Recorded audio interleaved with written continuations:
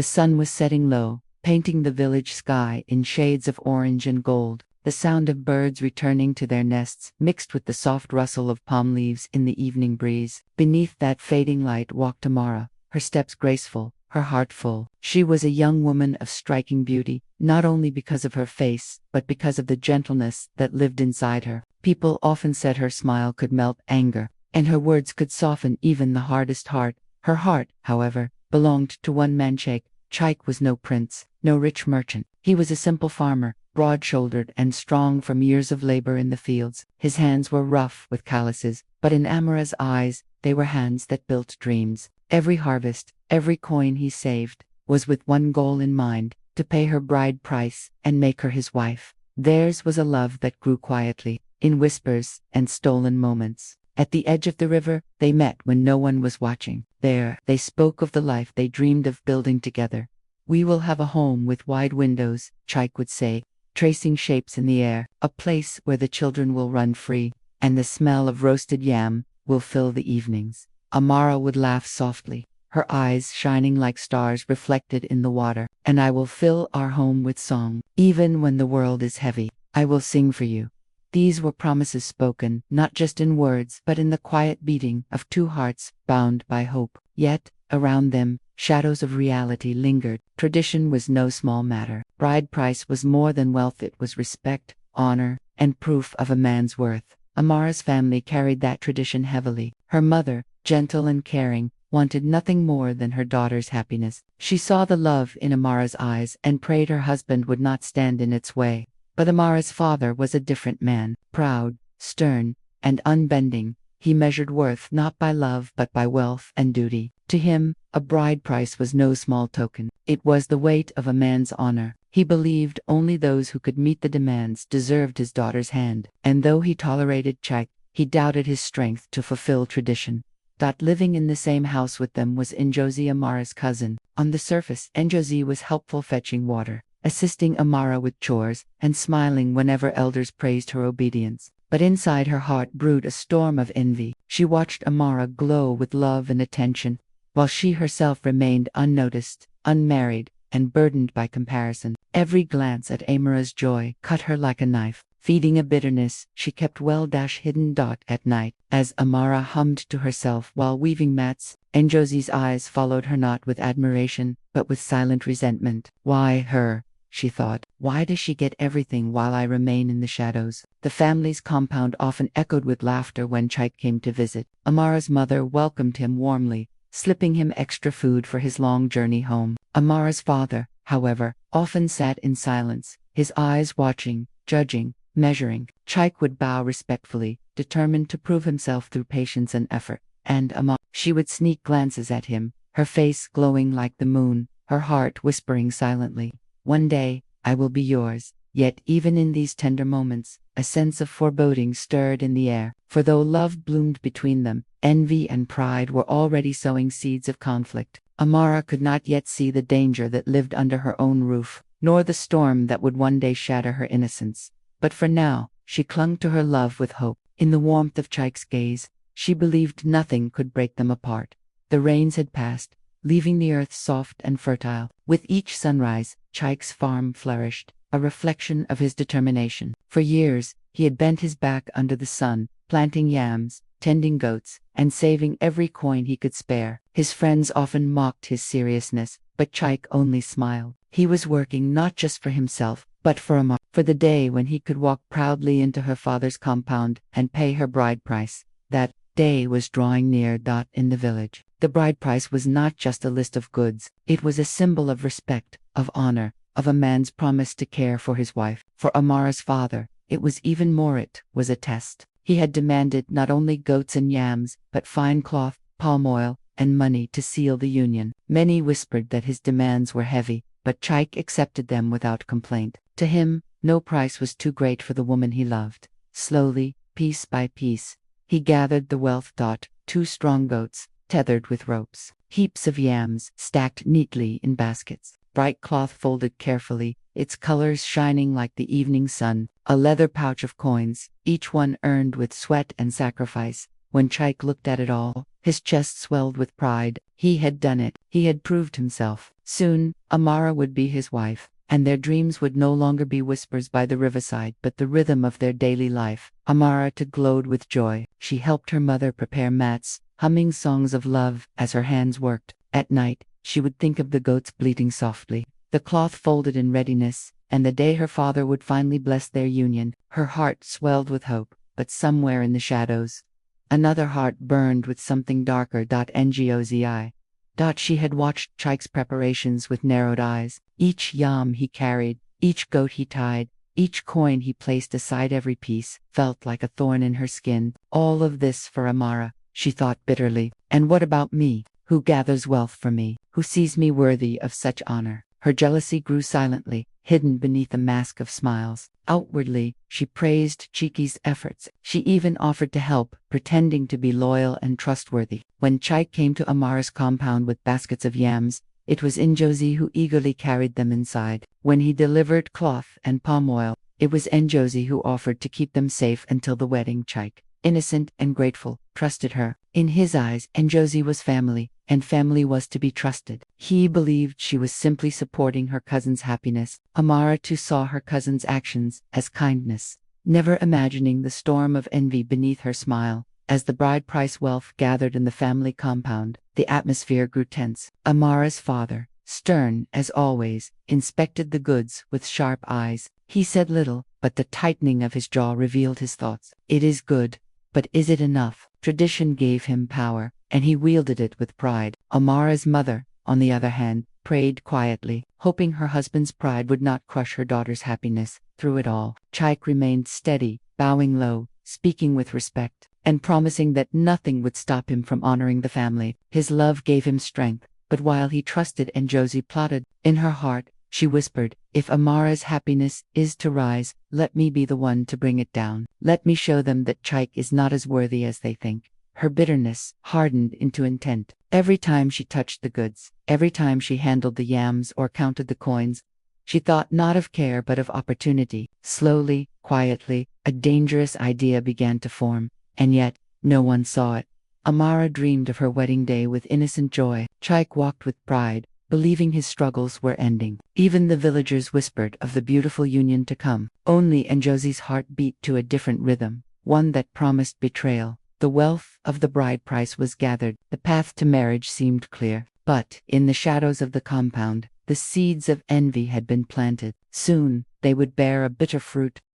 Night fell over the village like a heavy curtain. The drums had gone quiet, and only the chorus of crickets filled the air. In Amara's compound, everyone slept peacefully, their dreams resting on the wealth that had been carefully gathered for her bride price. But in one small corner of the house, sleep refused to come. Ngozi sat awake, her eyes fixed on the baskets of yams, stacked neatly by the wall, the folded cloth shining faintly in the moonlight, and the leather pouch of coins hidden beneath a mat. Each item whispered to her, mocking her emptiness. This should have been mine. This honor should have been mine, she thought bitterly. Her jealousy had grown roots too deep to ignore. The thought of Amara walking proudly in her wedding attire, praised and admired, filled Ngozi with rage. She wanted to stop it, to tear down the picture of perfection that had been painted around her cousin. Slowly, she rose. Her bare feet made no sound as she crossed the room. She lifted the mat and touched the pouch of coins. The weight of it pulled against her hand, heavy with Chike's years of sacrifice. She felt her chest tighten. For a moment, her conscience whispered,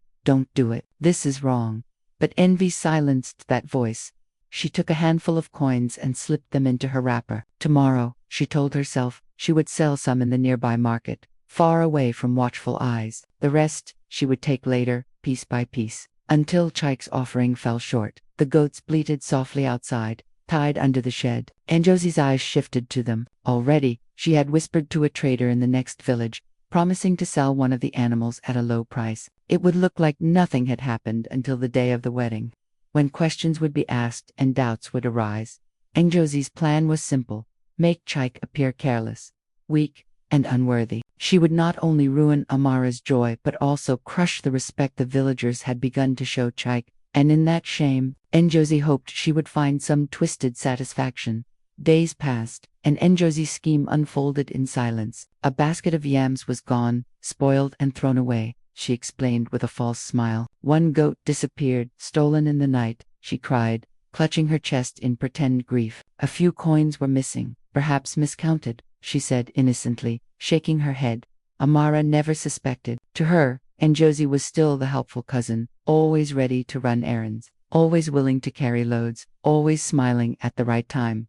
Chike, though, began to feel uneasy. Something was wrong. Preparations that should have been smooth seemed delayed. Goods he thought were ready seemed fewer than he remembered. But each time he questioned, Josie was there with a quick answer, a soft excuse, or a reassuring nod. It is the way of tradition, she would say. Things always take time. And Chike, respectful and trusting, accepted her words. He told himself it was only the elders being careful, only the family being thorough. After all, Ngozi was family. Why would she deceive him? Meanwhile, Amara's heart soared with dreams. She sewed her wedding attire with steady hands, humming songs of joy. At night, she whispered prayers of gratitude, thanking God for Chike's strength and her family's blessings. In her innocence, she believed nothing could threaten their happiness, but the audience knows. Behind Amara's laughter, behind Chike's hope, shadows were moving. Ngozi's envy was no longer just a feeling, it was an action, a theft, a betrayal carried out in silence.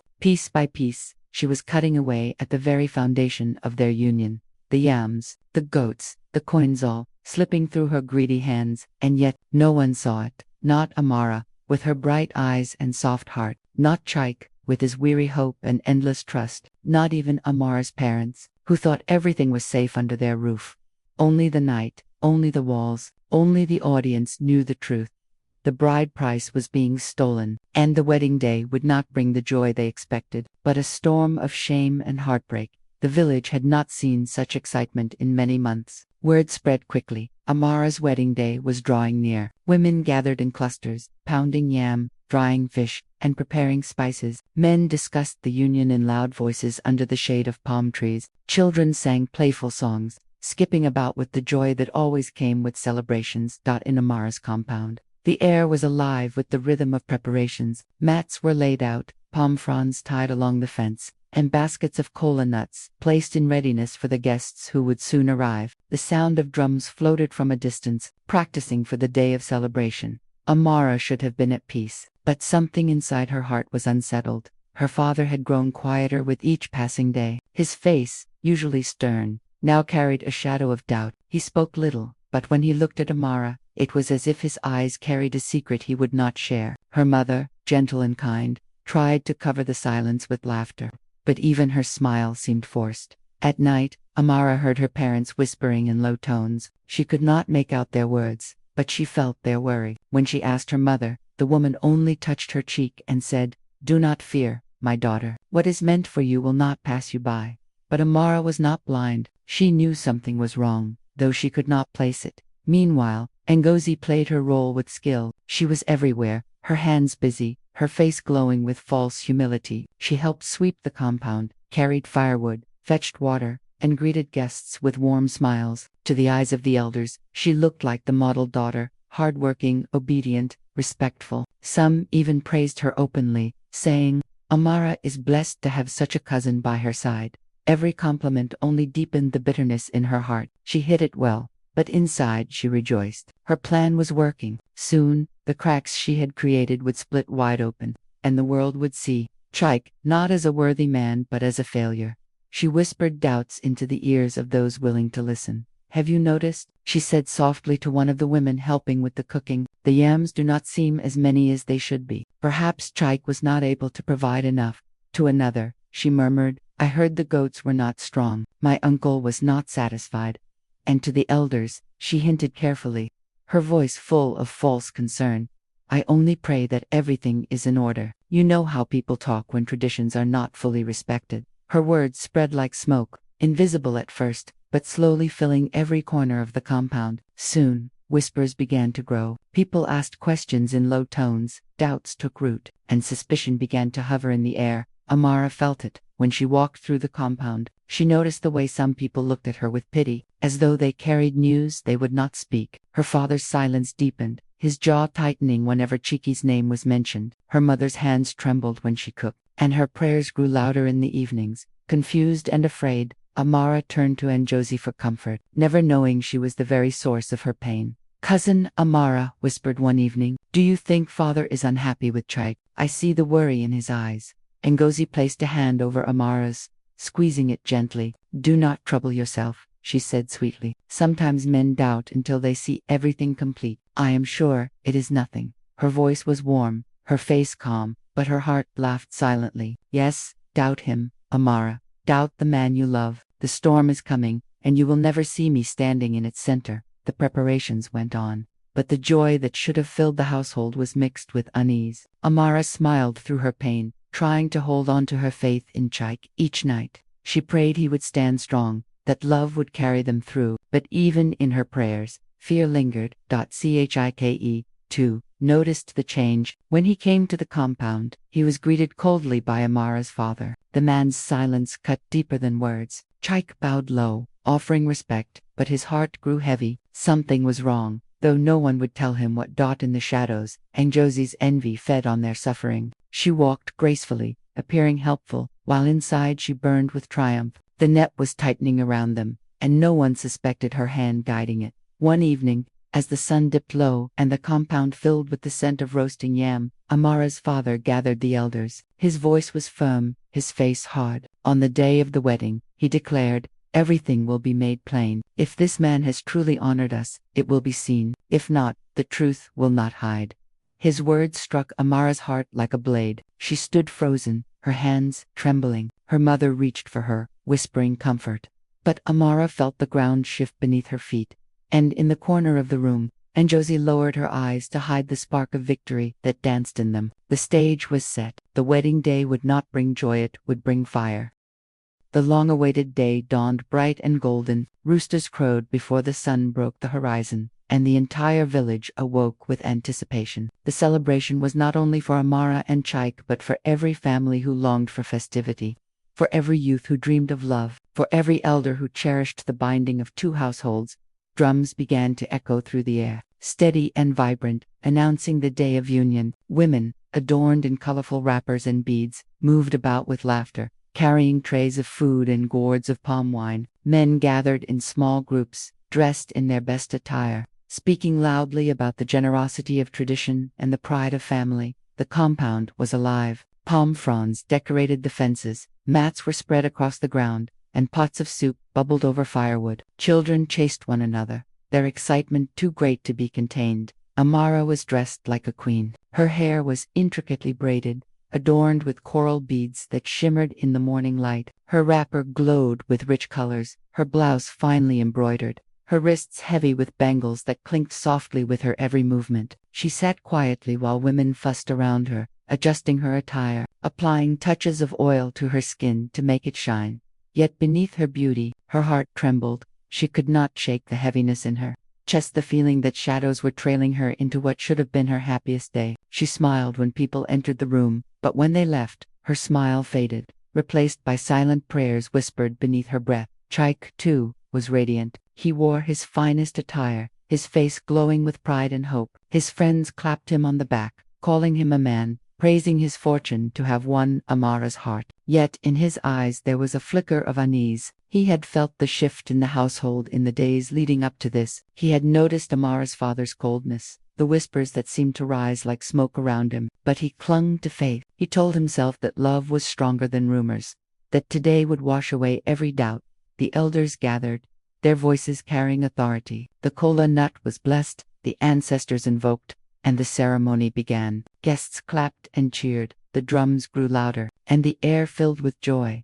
But then came the moment that would change everything. Tradition demanded the bride price be acknowledged publicly, proof that the groom had honored the bride's family, proof that respect and responsibility had been fulfilled. It was a moment of pride, one that sealed the union before the community. Amara's father rose to his feet, his face stern. His voice carried power as he called for the bride price to be presented. The drums slowed, then stopped, leaving only the murmurs of the crowd and the beating of anxious hearts. The gifts were brought forward: bombs, palm wine, goats, fine cloths. But something was missing, something vital. The murmur in the crowd grew louder. The eyes of the elders scanned the items carefully. Amara's father shook his head slowly. "This is not complete," he declared, his voice cutting like a blade. Gasps rippled through the compound. Whispers turned into sharp voices. People leaning toward one another, asking questions, exchanging suspicion. Amara's face drained of color. Chike stepped forward, confusion written across his face. "It cannot be," he said softly, his voice trembling. "I gave everything required. I counted it myself, with care and respect." But Amara's father's expression did not soften. His voice grew harder, echoing through the gathering. "What you have brought before us today is an insult. You claim to honor my daughter, yet you bring a bride price that is incomplete. Have you no respect for our traditions? Have you no respect for this family?" The crowd erupted. Some shook their heads, others clapped their hands in disbelief. Women covered their mouths in shock, and men muttered about shame and broken honor. Amara's world spun. Her heart thudded painfully in her chest as she looked at Chike. His eyes were wide with disbelief, his lips trembling as he tried to speak. "I swear on my father's name, I brought everything," he said. "I would never dishonor you." But his words were drowned by the noise of the crowd, by the heavy accusations swirling around him, and in the shadows Ngozi watched with quiet satisfaction. Her plan had bloomed perfectly. No one suspected her hand in the theft. No one imagined that the missing items had not vanished on their own, but had been taken by a cousin cloaked in false innocence. She stood with her head lowered, pretending sorrow, even as triumph burned within her. Amara could not bear it. Tears filled her eyes, her voice breaking as she whispered,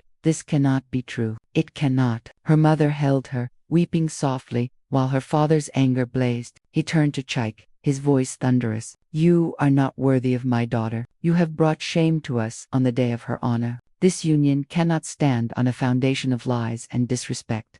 The words fell like stones into Chike's heart. He staggered back, as though struck. His friends tried to defend him, but the voices of the elders drowned theirs out. The ceremony was halted, the drums silenced, the joy replaced by chaos and disgrace. Chike fell to his knees, tears welling in his eyes. "Amara," he cried, his voice breaking, "you must believe me. I gave all that was asked. I would never fail you, never dishonor our love." But Amara was torn in two. She believed him in her heart, but the evidence stood before her, eyes the missing gifts, the condemnation of her father, the judgment of the elders. Her voice faltered, her tears falling like rain. "I do not know what to believe," she whispered. The crowd's noise grew louder, the shame heavier. What should have been a day of unity became a day of division. The wedding stood on the edge of collapse, love trembling under the weight of disgrace, and in the shadows, Ngozi's smile flickered for only a moment before she masked it again, pressing her hands together as though in grief. The world was burning, and no one knew she was the one who lit the fire. The breaking point had come. The wedding, meant to unite two souls, now teetered on the edge of ruin.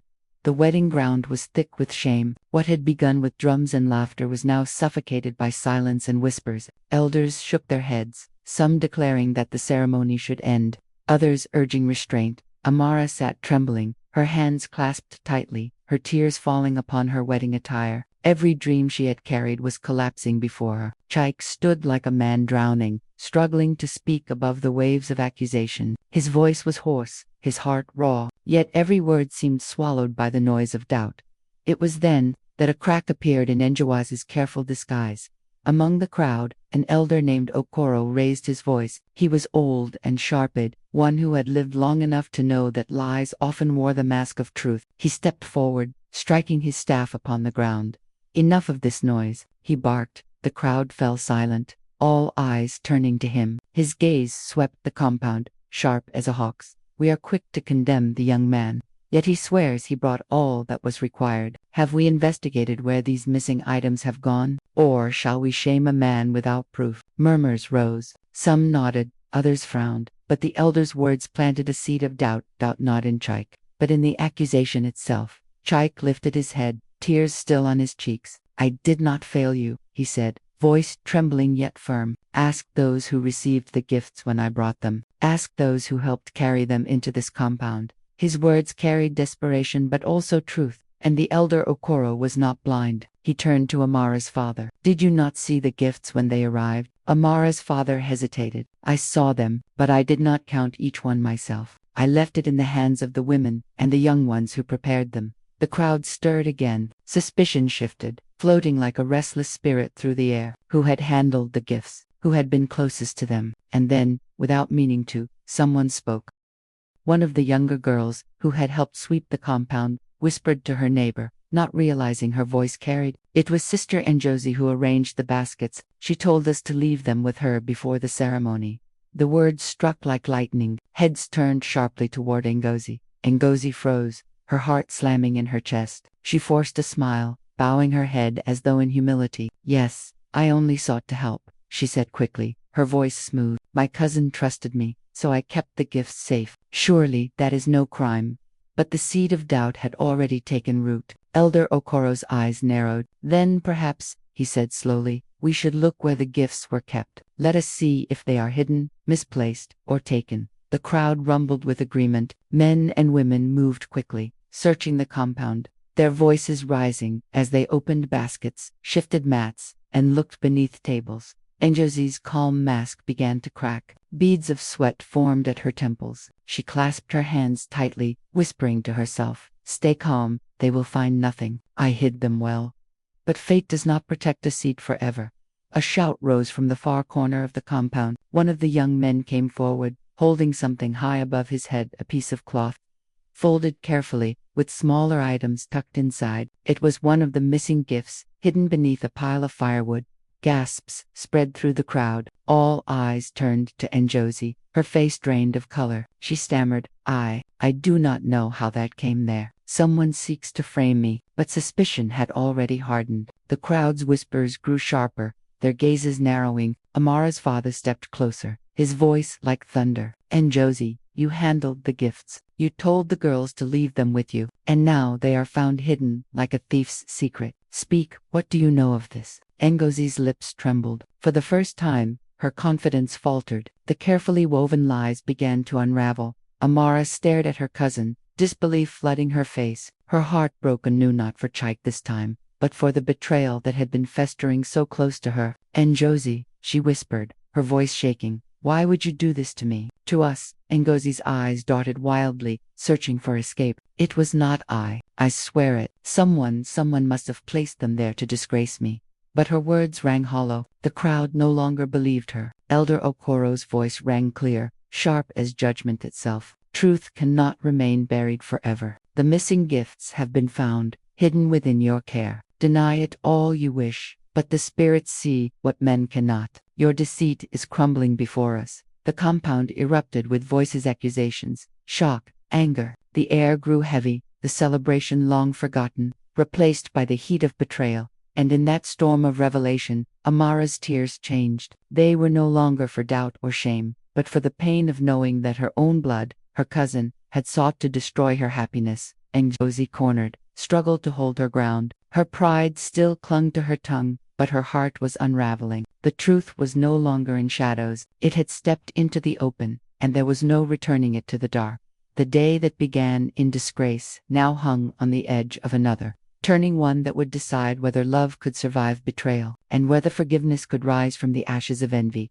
The compound was no longer silent. It throbbed with anger, shock, and disappointment. The villagers who had come to celebrate now shook their heads in disbelief. Children clung to their mothers wide-eyed, while men muttered darkly about betrayal within one's own household. Ngozi stood frozen, her hands trembling, her face pale as ash. Her secret had burst open like a calabash dropped on stone, spilling shame for all to see. No mask could cover her now. Amara's father stepped forward, his voice trembling with fury and humiliation. "Ngozi, you, whom we sheltered in this house, whom we fed and clothed, have brought disgrace upon us. You tried to destroy your cousin's joy and shame, a man who worked with his blood and sweat for honor." His voice cracked, the weight of his own pride crushing him. "And I, foolish man, I believed the lie. I doubted Chike, a man of integrity, and in doing so, I shamed my daughter before the village." Chike stood tall again, though his heart was heavy. The burden of false accusation had been lifted, but the wound of humiliation still burned. Yet the villagers' eyes now rested on him with new respect. His honor, once stripped, was restored before all. Elder Okoro raised his staff. "Envy is a fire that burns not only the guilty but all who draw close. Ngozi, you sought to wound another, but you have wounded yourself. This house cannot hold both joy and your deceit. Leave, for the shame you carry is too heavy for these walls." The judgment was final. The villagers murmured in agreement, and Josie's knees buckled, and she fell to the ground, sobbing, pleading for mercy. But mercy did not come from the crowd. Her actions had cut too deep. Amara stood watching, her chest heavy with sorrow. Though anger burned in her veins, pity crept into her heart. This was her cousin, her sister in childhood games, her companion in laughter now, broken by her own jealousy. But no words could change what had been done, and Josie was led away, her cries fading into the distance, leaving behind a compound scarred by betrayal but slowly breathing again. In truth, Amara's father bowed his head, ashamed, while Chike's hand reached for Amara, steady and sure, though the storm had not yet passed. The clouds had begun to part.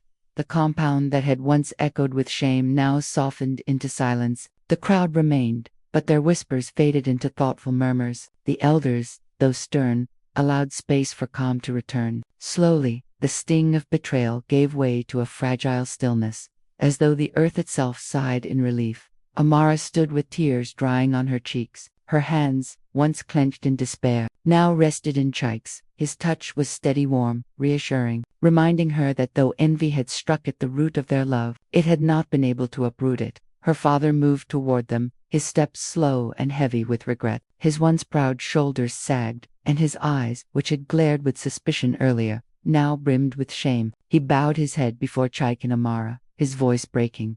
"My daughter, my pride blinded me. I believed a lie, and brought disgrace upon you. And Chike," he paused, struggling to meet the young man's gaze, "you proved today that a man's honor is not in wealth alone, but in the truth of his heart. Forgive me." The words, humble and raw, struck deeply. Amara felt her chest tighten, but this time it was not with pain, it was with release. She stepped forward and embraced her father. "I forgive you, Papa," she whispered. "We were all deceived. Let us not carry this wound longer than it must last." Chike bowed his head in respect. "You are forgiven, sir," he said, his voice firm but gentle. "Today's pain will only make our joy tomorrow stronger."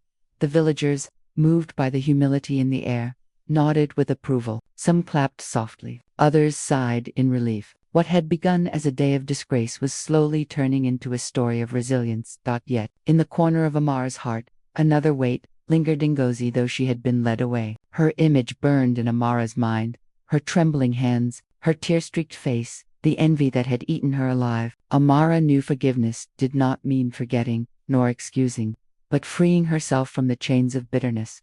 Quietly, she lifted her eyes to the sky. "I forgive you and Josie," she prayed in her heart. "Not for your sake, but for mine. I will not let your envy poison the joy that belongs to me and Chike." The elders, seeing that peace had returned, declared that the wedding should not end in ashes. "Let it continue," Elder Okoro said, his staff striking the ground. "For what was broken has been mended, and what was shamed has been restored." The drums began again, softer this time, as though respectful of the tears still drying. Women adjusted Amara's attire, wiping her cheeks, smoothing her hair. The air smelled of palm wine and roasted yam once more. The ceremony resumed, not with the thunder of earlier joy but with a quiet strength. When Amara and Chike exchanged blessings, it was no longer just tradition, it was survival. Love that had passed through fire and come out purer. Her mother, who had wept silently throughout the storm, finally smiled as she placed her hands on the couple. "May your home be filled with peace," she said softly. "May envy never darken your door again." And so, before family, villagers, and ancestors, Amara and Chike were joined not in a grand show, but in truth, humility, and love. As evening descended, torches lit the compound, casting a warm glow on faces now softened by forgiveness. The couple danced, not with wild laughter but with deep gratitude. The villagers joined in, their steps echoing a lesson none would forget, that love, though tested, can endure. In her heart, Amara carried both scars and healing. She knew life would not always be free of envy or betrayal, but she also knew that love, forgiveness, and truth were stronger than any shadow. The story that began with innocence and was pierced by jealousy ended not in destruction, but in redemption. And as Amara rested her head against Chike's shoulder, she whispered to herself, "We have triumphed.